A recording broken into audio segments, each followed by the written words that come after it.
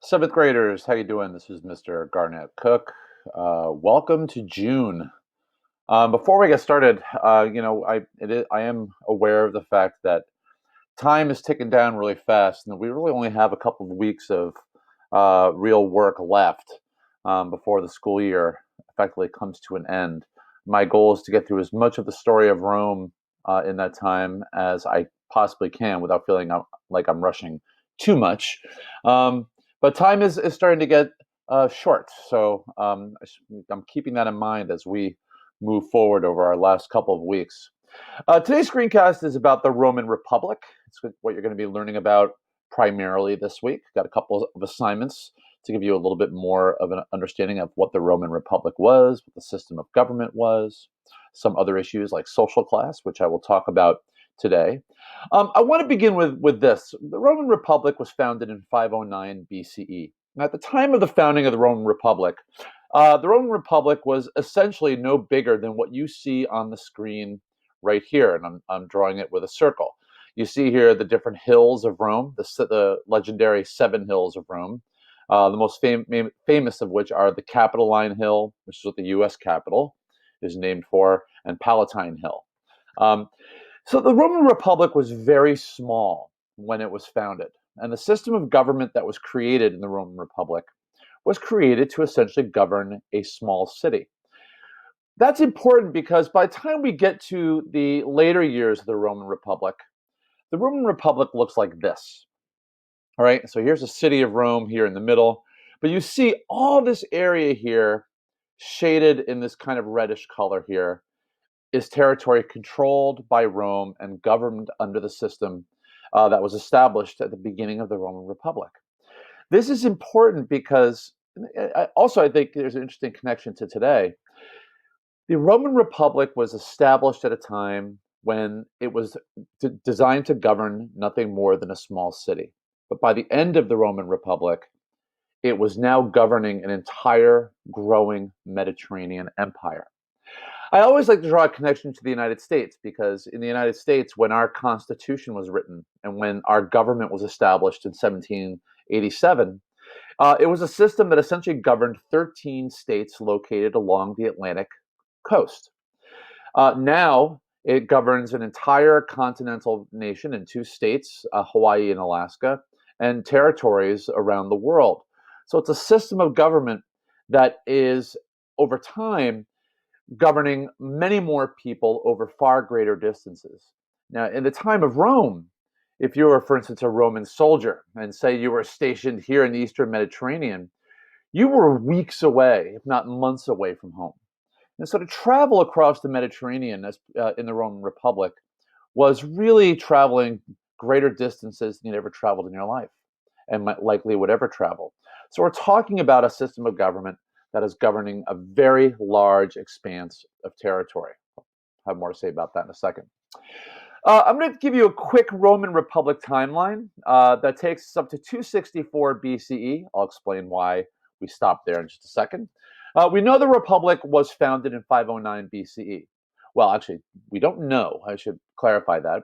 That is the traditional year given to the founding of the Roman Republic. We don't have actually independent archaeological evidence to support that year being the year of the founding. Very important point to make. In 451 BCE, the 12 tables were written. This was the Roman Republic's system of law. You'll have a couple of examples of laws from the 12 tables for one of the assignments that you will do this week.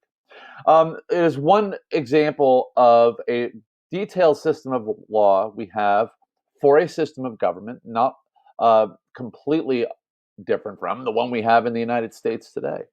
So you'll learn a little bit more about the 12 tables this week. 390 BCE was a year that the city of Rome was sacked and burned. And it was in this year, and I think I mentioned this in an earlier screencast, that much of Rome's written records of the early republic were destroyed. And this is why so little is known beyond kind of stories that were written later on about Rome's early history, is because a lot of the early history was burned when the city was sacked in 390 BCE. By 304 BCE, Rome has control of most of central and southern Italy. And we start to see by 304 the beginnings of what will be a Mediterranean empire. And that takes us up to 264 BCE and the beginning of what are known as the Punic Wars. That will be the focus of next week's work. Next week will be all about the Punic Wars. It was the war fought between Rome and the city of Carthage. It will be a war, or a series of wars actually, that will transform both cities significantly. In fact, one will cease to exist after the Punic Wars.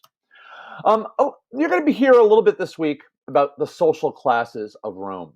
And there's a lot written about the early Republic, about the tension between two groups of people in Rome. One known as the patricians, and the other known as the plebeians, or some people pronounce it plebeians. So you could use whichever one you want. I want to just briefly describe what these two different social classes were. Let's start with the patricians. Patricians were, first of all, less than 10% of all citizens in the Roman Republic. These were your wealthy elites. And what made a patrician was their connection supposedly back to the original ruling families of Rome. You know, kind of like heredity, right? You can connect yourself back to the earlier rulers. You're a member of the nobility. So this was the Roman nobility. And in the early years of the Roman Republic, the patricians had virtually all the power in Rome. And this is something that will lead to clashes, social class clashes, really throughout the history of the Roman Republic.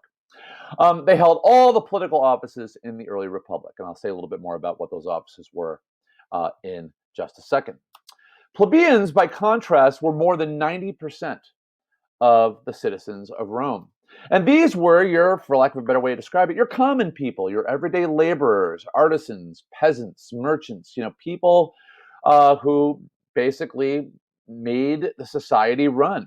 But these were not people who had connections to wealthy ruling families and therefore were not considered patricians. The plebeians had very little political power in the early Republic. In fact, one of the stories of the Roman Republic is how gradually over the course of a couple hundred years, more and more power is given to the plebeian class in Rome, mainly for the purpose of maintaining peace and helping Rome grow. And also because as time passed, they were going to need a lot of people to serve in that Roman army. And that's a whole other part of the story we'll return to probably next week. You're going to learn a little bit this week about the government of the Roman Republic. And it's a very complicated system of government. We're not going to break it down piece by piece right now. This is a decent table that gives you a general sense of the three different parts of the Roman Republic. And then, by the way, this is where we get the model for three branches of government in the United States. In the U.S., we have the legislative, executive, and judicial. There were three branches, basically, of government in Rome as well. On the left here, you had what were called the consuls. So consuls were probably the closest equivalent to what would be a president of the United States, except there were two of them. And they were very powerful. They came early on from the patrician class. They had a lot of power to direct government. They were head of the army. They issued laws. The limits on their power were they could only serve for 1 year. So each year you elected new consuls. You had to be 40 years old to be a consul. Then you had what were known as the magistrates. They were kind of like judges in the Roman Republic. And then you had the Roman Senate. And the Roman Senate, particularly early on, had an enormous amount of political power. They had some limits on their power. But the Senate and the magistrates did a lot of the issuing of law, controlling budget, running the courts. These were primarily your noble elites. And then you had what were called the assemblies and tribunes. And these were the parts of government that, particularly increasingly over time, plebeians could serve in. And the assemblies were essentially representatives of different groups and classes in Rome. For example, there was one assembly that was just representing Roman soldiers. But you also had your regular assembly that represented the citizens of Rome, and they could do a lot of things. They could decide on war. They had power, particularly over, as time passed, to approve or reject laws, and things such as that. So these were your three general parts of the government of the Roman Republic. And over the course of this week, you'll learn a little bit more about the breakdown of the government of the Roman Republic. One of the stories of Rome, and this is something we'll be coming back to as we finish this year, is how over the course of a couple hundred years, the average Roman citizen would gradually begin to lose faith in the Roman government. And that will pave the way for the rise of people like Julius Caesar, who will likely be ending our year with.